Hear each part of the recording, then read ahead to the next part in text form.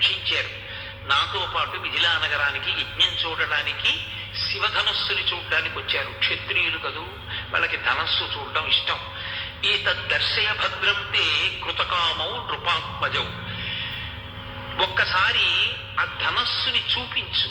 దర్శనాదస్య ధనుషో యథేష్టం ప్రతియాస్యత.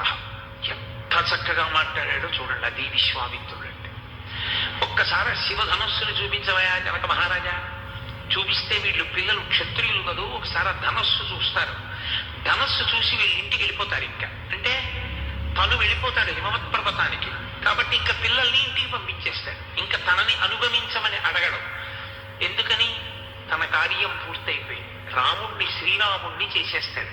అలా అంటాడా పైకి? నీకు కళ్యాణం, నీకు వివాహం చేస్తానంటాడా? అండవు. ఎంత గాంభీర్యం! అనకుండా ఏది ధనస్సు చూపించు, వాళ్ళు ఇంటికి వెళ్ళిపోతారంటాడు. నిజమే, ఇంటికే వెళ్ళిపోతారు. ఎవరితో? భార్యలతో.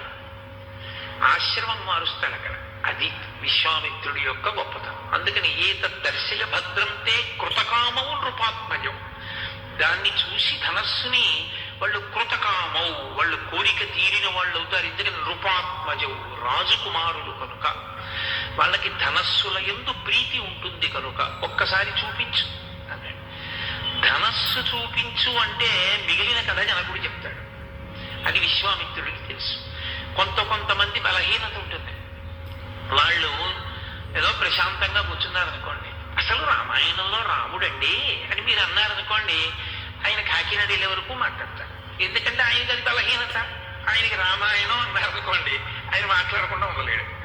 అలా జనకుణ్ణి శివధనస్సు అన్నారనుకోండి, శివధనస్సు వెనక బోలెడంత కథ చెప్తాడు విశ్వామిత్రుడు.